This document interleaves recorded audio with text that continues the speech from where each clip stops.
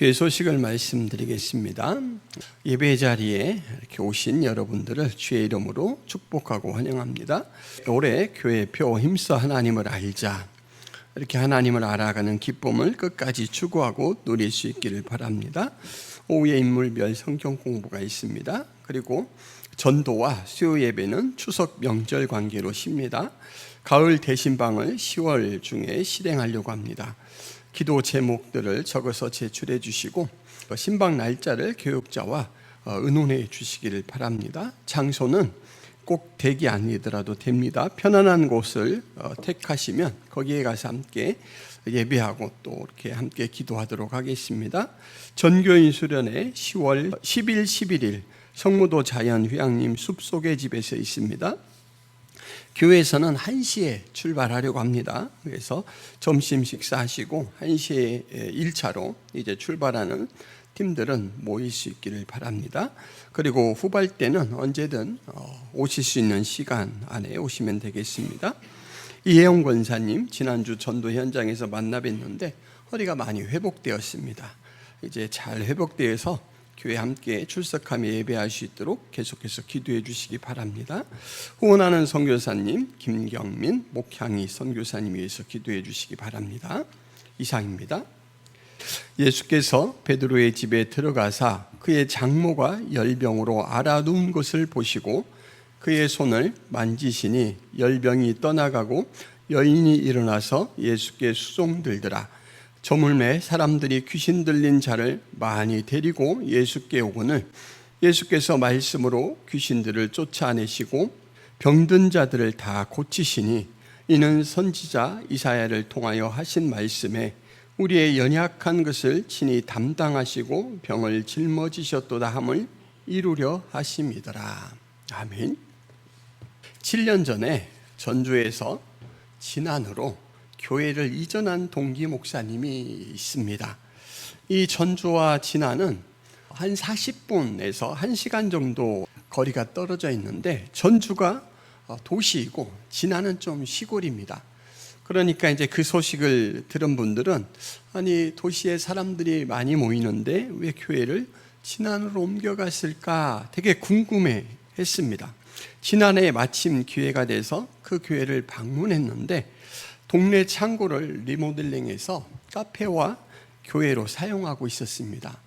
하룻밤 동안 이렇게 함께 지내고 또 덕유산 산행을 하고 돌아오면서 남는 인상은 외로운 은둔자 같다. 왜냐하면 제가 살았던 시골보다도 더 시골 같아요, 동네가.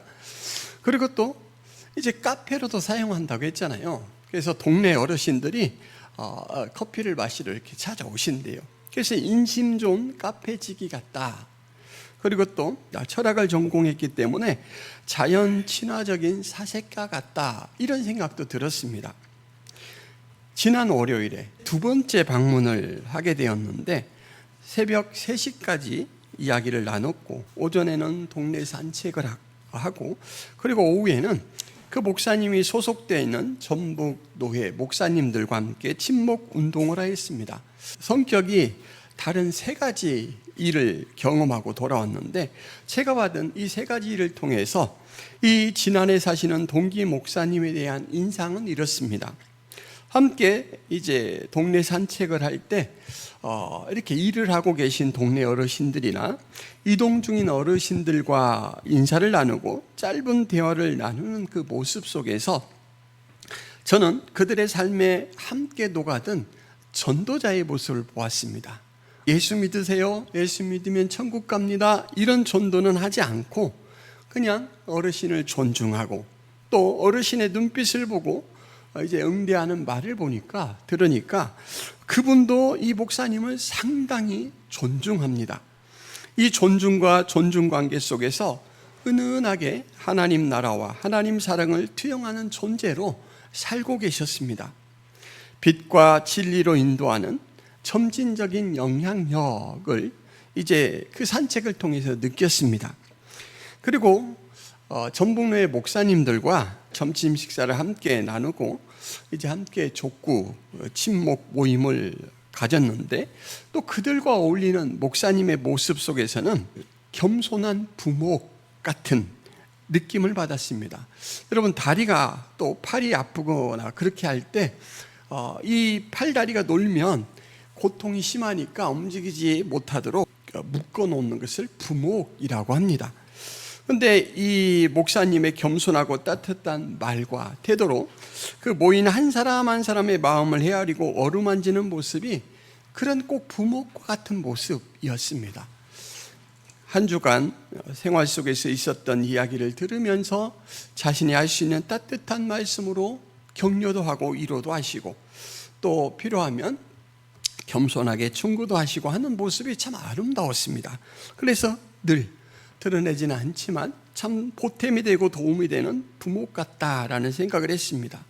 그리고 이제 3시까지 나눈 이야기 속에서 그분이 교회에 대해서 그리고 또 섬기는 교회의 교인들에 대해서 말씀을 하시는 것을 들을 때는 목자의 모습이 여실히 드러났습니다. 참 성도가 멀리서 오시는 분은 1시간 반 정도 떨어진 군산에서까지 오신대요. ESF라고 예전에 이제 선교단체 활동을 하시면서 간사를 하셨는데 그때 만났던 학생이 인연이 돼서 이렇게 교인으로 계속 함께 교제를 나눕니다. 성도들이 삶 속에서 직면한 온갖 갈등과 어려움을 이 목사님은 가까이에서 지켜보면서 지칠 때는 다가가 손도 잡아주시고 또 상처를 싸매주시면서 주저앉지 않도록 격려를 아끼지 않는 그런 목자의 삶을 살고 계셨습니다. 여러분, 제가 이 목사님과 하룻밤을 그리고 이제 그 다음 날을 함께 지내면서 단서들을 찾았죠. 하나는 이야기 나눔을 통해서, 그리고 하나는 동네 산책을 통해서, 또 하나는 소속되어 있는 전북로의 목사님들과의 교제를 통해서 그렇게 단서들을 찾은 것들을 종합해서 꾸려보니까 지난해 사는 동기 목사님이 무엇을 하는 사람인가가 선명하게 그려집니다. 제가 첫 해에 느꼈던 그런 인상이 3가지였다고 했습니다. 외로운 은둔자 아니었습니다. 인심 좋은 카페지기 아니었습니다. 그리고 자연 친화적인 사색가 아니었습니다. 제가 단서들을 통해서 본 이 목사님의 삶은 그야말로 성실히 사는 제자의 모습이었습니다. 주장하거나 드러나지는 않지만 말씀을 그 인격 안에 늘 담고 그것이 말과 행동 속에 드러나도록 하는 그런 삶을 살고 계셨습니다. 이렇게 사람들의 말과 행동은 그가 어떤 사람인지에 대해서 좋은 단서가 되고 그 특징이 가장 잘 드러나는 수단이 됩니다. 오늘 이 말씀은 예수님께서 계시의 산, 그러니까 팔복의 교훈을 전한 것을 계시의 산이라고 할 수가 있죠.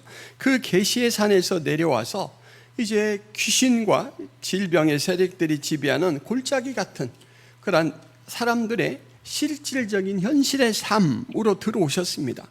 그리고 가장 처음 한 일이 환자들의 치료였는데 우리가 3주에 걸쳐서 3가지 환자를 치료하시는 모습을 보았습니다. 첫 번째 만난 사람은 나병 환자였습니다. 당시에 나병이 걸리면 저주받은 병으로 공동체에서 분리되어서 교제의 단절 속에서 살아가야 되는 참으로 비참한 모습. 그러나 자기 스스로는 무엇을 어떻게 해볼 수도 없는 그런 처지의 모습에 있는 사람을 예수님께서는 손으로 만지시면서 치료를 해주셨습니다. 그리고 2번째 치료는 그를 찾아온 이방 백부장이 내 하인이 중풍병으로 고통을 당하고 있습니다 라고 이제 알렸을 때 예수님께서 먼 거리에 있는 이 하인을 원격으로 고쳐주시죠. 그리고 오늘 우리가 읽은 본문에서는 베드로, 나중에 수제자로 이렇게 세움을 받는 베드로의 장모님이 열병에 걸려서 누워있는데 그를 치료해 주십니다. 그리고 그 외에도 귀신 들린 사람들이 많이 찾아왔고 또 병든 사람들이 많이 모여왔는데 예수님께서 말씀으로 귀신을 쫓아내시고 병든 자들을 많이 치료해 주셨다라고 이렇게 기록을 하고 있습니다. 근데 마태는 모든 사건, 개별적인 사건 하나하나를 합집합으로 모읍니다. 그래서 그 성격을 17절에 제시를 합니다. 이는 선지자 이사야를 통하여 하신 말씀에 우리의 연약한 것을 친히 담당하시고 병을 짊어지셨도다 함을 이루려 하심이니라. 아무도 고칠 수 없는 그런 이 나병을 예수님께서는 단박에 고쳐내셨습니다. 그리고 멀리 떨어진 사람을 찾아가지도 않고 그냥 내 믿은 대로 될지어다 선언하는 것으로 고치셨습니다. 그가 어떤 신분, 어떤 능력을 소유한 분인가라는 것을 이제 우리가 말씀을 통해서 살펴보았는데, 마태는 그런 특징들보다 훨씬 이 사건들을 통해서 하나님이 드러내시고자 하시는 중요한 주제가 있는데, 바로 이사야 선지자가 예언했던 바로 그 일을 하는 분으로 지금 제시한다라는 것입니다. 이사야서 그 본문으로 읽어드리자면 이렇습니다. 그는 실로 우리의 질고를 지고 우리의 슬픔을 당하였거늘 우리는 생각하기를 그는 징벌을 받아 하나님께 맞으며 고난을 당한다 하였노라. 그가 찔림은 우리의 허물 때문이요 그가 상함은 우리의 죄악 때문이라. 그가 징계를 받음으로 우리는 평화를 누리고 그가 채찍에 맞음으로 우리는 나음을 받았도다. 우리는 다 양 같아서 그릇 행하여 각기 제 길로 갔거늘 여호와께서는 우리 모두의 죄악을 그에게 담당시키셨도다. 우리를 대신해서 고난을 당하시고 죄와 그 죄의 책임을 담당하신다라는 것입니다. 여러분, 이사야 이 말씀에 보면 질고를 진다, 슬픔을 당한다, 찔림을 받는다, 채찍에 맞는다, 징계를 받는다 라고 해서 그냥 내가 책임질게요 이런 정도가 아니고 실질적으로 아픔을 당하고 또 비참함 속에 떨어지는 것을 생생하게 묘사를 합니다. 근데 그것을 왜 당하시느냐? 우리를 위해서 당하신다. 우리를 그 책임에서 벗어나도록 해주시기 위해서 그 일을 당하신다 이렇게 말합니다. 여러분, 미성년자 보호법이 있어서 미성년자가 큰 잘못을 짓게 되면 그 미성년자를 벌하는 것이 아니라 그의 이제 양육 책임을 가지고 있는 부모에게 책임을 묻죠. 많은 돈을 배상하게 만들기도 하고 또 자식을 대신해서 감옥 생활을 하게 만들기도 합니다. 예수님께서 바로 책임에 대해서 무능한 우리를 대신해서 이 일을 감당해 주시기 위해서 이 땅에 오셨다. 이 치유사역을 통해서 그가 이 일을 하시는 분이다. 이것을 드러낸다라고 마태는 정리를 해서 합집합으로 개별적인 단서들을 다 모아서 이 단서들이 가리키는 것은 이거 하나입니다. 딱 내세우는 것입니다. 이 모든 개별 기적의 단서들은 바로 예수님의 사명입니다. 우리의 잘못과 그에 따른 책임을 지시는 일을 수행하는 분을 지금 우리에게 나타내 주죠. 나병 환자 치료, 이방 백부장 하인의 중풍병 치료, 베드로 장모의 열병 치료, 이 모든 것들은 바로 예수님은 무엇을 하는 분인가를 효과적으로 드러내는 한 세트의 여러 구성입니다. 예수님이 바로 신이시다, 하나님의 아들이시다, 세상에서 가질 수 없는 능력을 소유한 분이다. 이것을 보고 그러면 내 병을 맡겨야겠다, 내가 따라가면 나는 편히 살 수 있겠다, 이런 계산을 하는 것이 아니라 그 능력, 그 사랑으로 바로 내 죄의 짐을 담당하시는 분으로, 내 죄의 책임을 담당하시는 분으로 낮아지셨구나, 섬기는 분으로 오셨구나, 이것을 알아야 된다라는 거예요. 여러분, 퍼즐을 맞춰보셨죠? 퍼즐을 맞힐 때 지금은 이렇게 완성된 퍼즐을 먼저 이렇게 보고 맞추잖아요. 근데 한때 전혀 그런 힌트가 제공되지 않는 퍼즐을 맞추는 그런 세트가 있었습니다. 그래서 비슷한 색깔이나 이제 그림의 이 문양들을 찾아서 하나하나 맞추는데 그 맞추는 순간은 너무너무 답답합니다. 그려지지가 않으니까. 그런데 어느 정도 이제 진행이 되고 나면 그 퍼즐의 윤곽 그림이 나타나죠. 전혀 생각하지 못했던 아름다운 자연 풍경일 수도 있고, 그리고 아주 사랑스러운 동물의 모습이 이렇게 크게 이미지로 확대되어서 이렇게 그려져 있는 그림일 수도 있습니다. 하여간 단서들을 처음 맞출 때는 잘 알 수 없는데 진행되면서 이제 그것이 나타내고 있는 본질, 원 모습들이 드러나게 되는데, 여러분 그것들이 우리 일상 속의 생활의 모습 속에서도 드러나죠. 혹시 연초에 유행했던 넷플릭스 드라마 폭삭 속았수다 보셨습니까? 이번 명절 기간에 꼭 보시기를 바랍니다.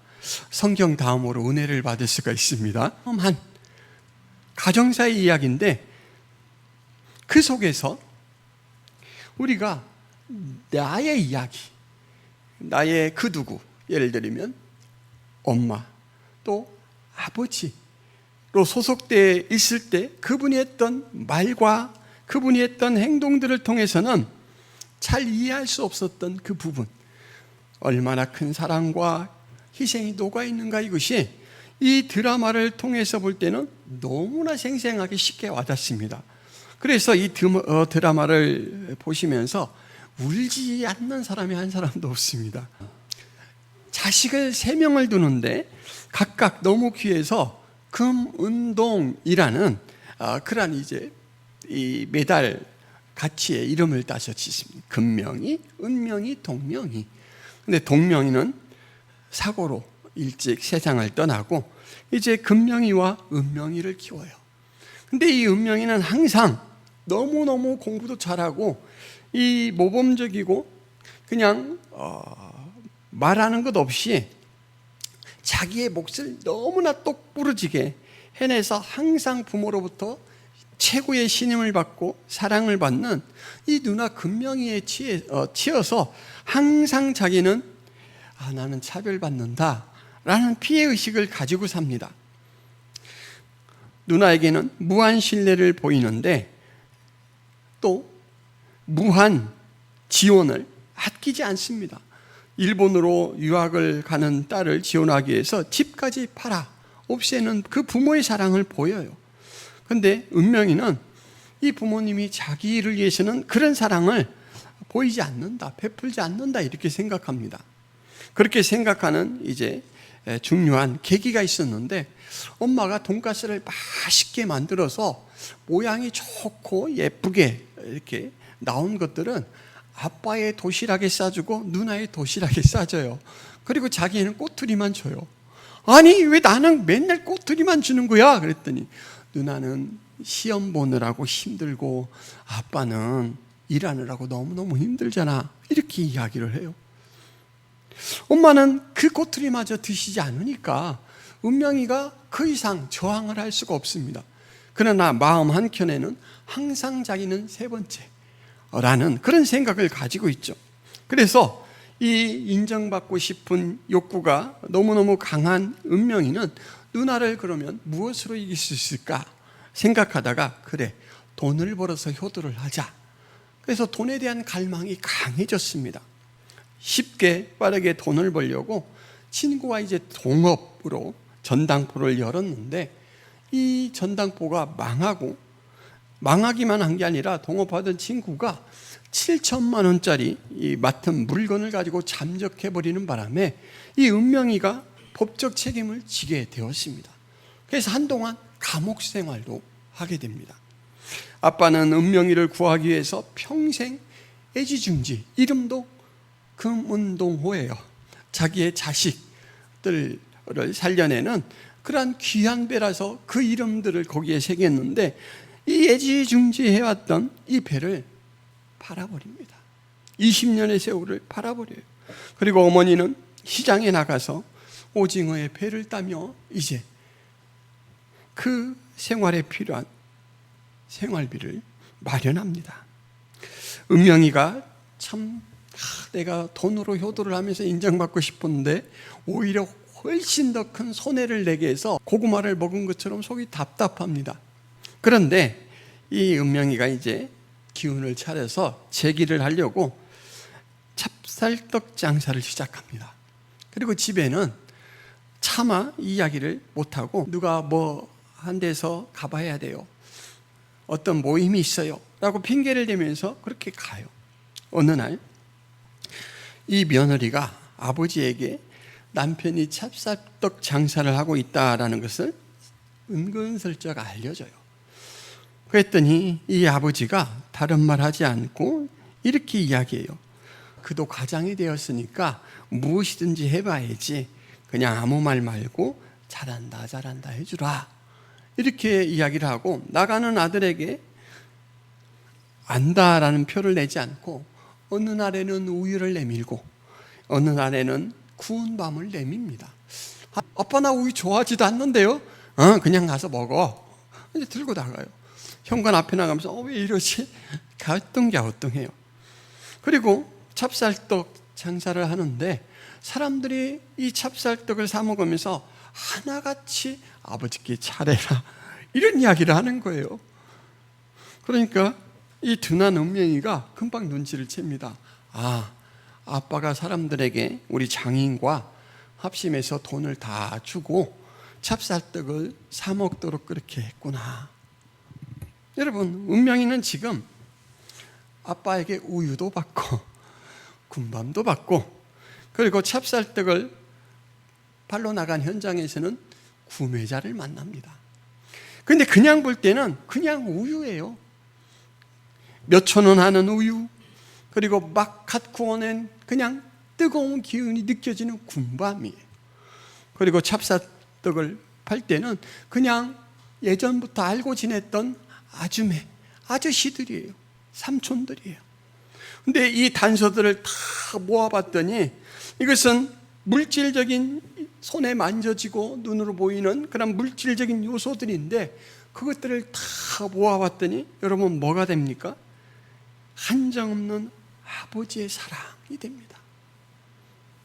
단서들을 모아봤더니 전혀 다른 것을 가리키고 있어요. 아까 제가 진안에 사는 동기 목사님, 그가 새벽 3시까지 하신 이야기의 단서 속에, 그리고 동네 어르신들을 대하는 그 삶의 모습 속에, 그리고 또 함께 같은 도에 소속되어 있는 8명 정도의 목사님들을 대하는 모습 속에 한결같이 녹아있는 공통점은 바로 예수 그리스도를 통해서 하나님을 아는 제자의 모습이었다라는 것처럼 지금 이 복삭 소가수다라는 드라마에서는 제시되어 있는 우유, 군밤, 구매자들, 이 사람들은 다 하나같이 아버지의 사랑이 얼마나 무한한가, 그리고 얼마나 은명의 삶에 많은 영향을 미치고 있는가, 이것을 드러내고 있습니다. 단서를 모으는 지혜도 필요하지만 단서를 해석하는 지혜가 필요하죠. 단서들이 다른 것을 알도록 인도하는 징검다리가 되었습니다. 해설자가 은명이의 이 깨달은 다른 것을 얻은 그 부인할 수 없는 마음을 이렇게 설명을 해줍니다. 새는 구멍이 아무리 많아도 언제나 양동이가 찰방찰방한 것, 자신은 이미 그걸 가지고 있다는 것을 알았다라고 해요. 여러분, 양동이가 구멍이 나면 얼마나 물이 많이 셉니까? 양동이가 구멍이 나면 아무리 물을 많이 갖다 부어도 줄줄 셉니다. 그래서 시간이 가면 흔적도 없이 사라져요. 나는 구멍난 양동이에요. 부족해요. 금명이는 아주 꽉 차게 물을 채울 수 있는 온전한 양동이라면 은명이 자신은 여러 군데 숭숭 구멍이 뚫린 그런 부족한 양동이에요. 근데 금명이의 양동에도 찰랑찰랑 물이 넘친 것처럼 지금 와서 생각해 보니까 자신의 양동에도 찰랑찰랑 물이 넘치고 있었어요. 비결이 뭘까요? 비결이 빠져나가는 양보다 부모가 채우는 양이 많을 때 그럴 수 있죠. 그러니까 은명이는 깨달은 거예요. 누나만 못한 사랑을 받고 살은 게 아니라 누나보다 더한 사랑을 받고 살았구나. 이걸 깨달은 거예요.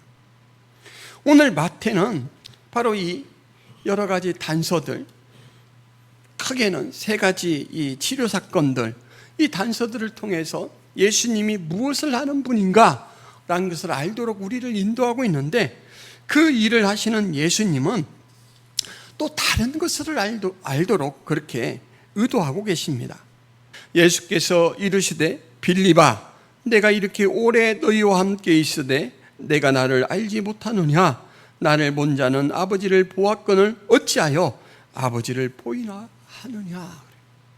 나를 통해서 너희들은 보이지 않는 영으로 존재하시는 하나님 아버지를 만나야 한다. 이것이 예수님의 기대예요. 그러니까 여러분, 예수님이 십자가에서 여러분들의 그 죄의 짐을 대신 지시고 그 죄의 책임을 대신 지시고 죽으셨습니다. 질고를 당하셨어요. 고난을 당하셨어요. 그러면 그 예수님의 죽음을 통해서 여러분들이 궁극적으로 도달해야 할 곳이 무엇이냐면, 하나님이 나를 이토록 사랑하시는구나.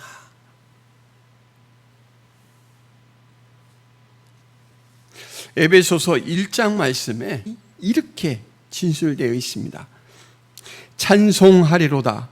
하나님 곧 우리 주 예수 그리스도의 아버지께서 그리스도 안에서 하늘에 속한 모든 신령한 복을 우리에게 주시되 곧 창세전에 그리스도 안에서 우리를 택하사 우리로 사랑 안에서 그 앞에 거룩하고 흠이 없게 하시려고 그 기쁘신 뜻대로 우리를 예정하사 예수 그리스도로 말미암아 자기의 아들들이 되게 하셨으니. 성부 하나님이 바로 나에게 베풀어 주신 사랑을 묘사하는 간단한 부분입니다. 그런데 여러분, 창세 전에 나를 택했다 그래요. 고아영 성도님, 태어나기도 전에 고아영 성도님을 찜했어요. 그러면 고아영 성도님의 말이나 행동이 영향을 미쳤을까요? 전혀 안 미쳤습니다. 그 기쁘신 뜻대로 예정하사 그리스도로 말미암아 자기 아들들이 되게 하셨다. 우리 고아영 성도님을 오직 하나님이 정하신 기쁘신, 마음먹은 기쁘신 뜻대로 미리 내 딸을 삼겠다 결정을 내려버렸습니다. 그리고 그렇게 하는 방법으로 그리스도를 내세우셨어요. 그리스도의 죽음, 그리스도의 희생을 내세우셨어요. 내 역할은 하나도 없어요. 단지 정말요? 정말 그 사랑을 주시는 거예요? 그것을 이해하고 수용하는 것밖에는 없습니다. 이것이 지금 마태가 우리에게 제시하는 예수 그리스도의 그 무엇을 하시는 분인가를 통해서 궁극적으로 도달하게 하려는 목표 지점이에요. 하나님이 저항할 수 없는 은혜로 당신을 붙드십니다. 이것을 나타내시는 거예요.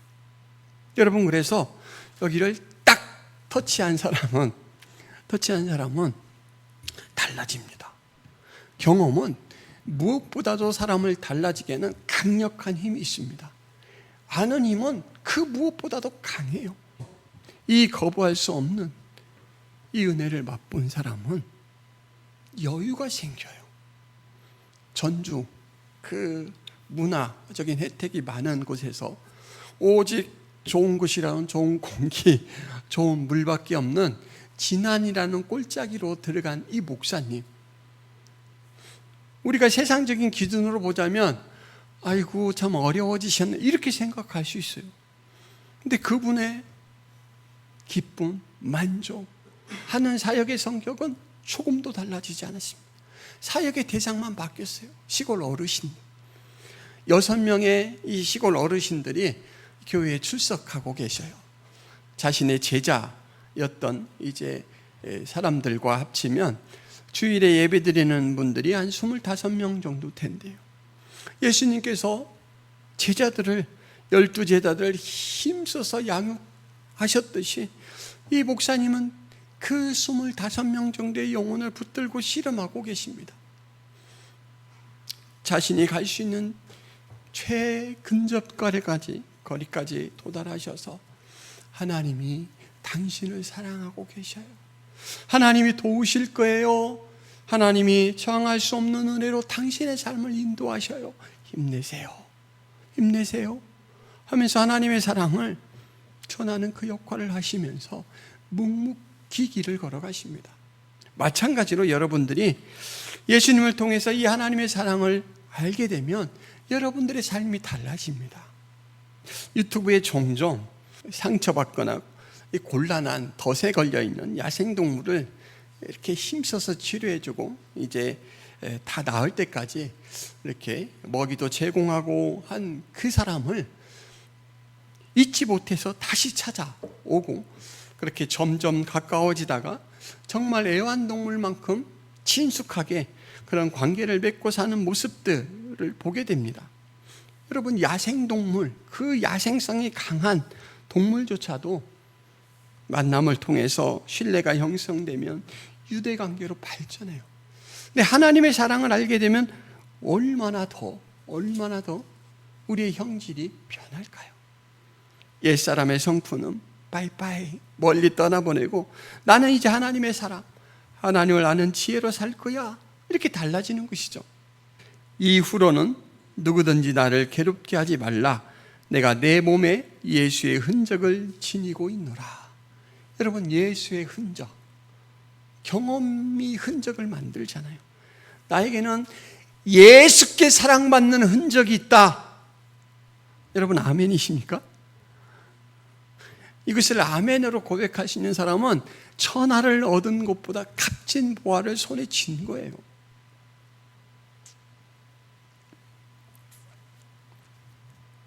누리시기를 바랍니다. 사랑은 누리는 것입니다.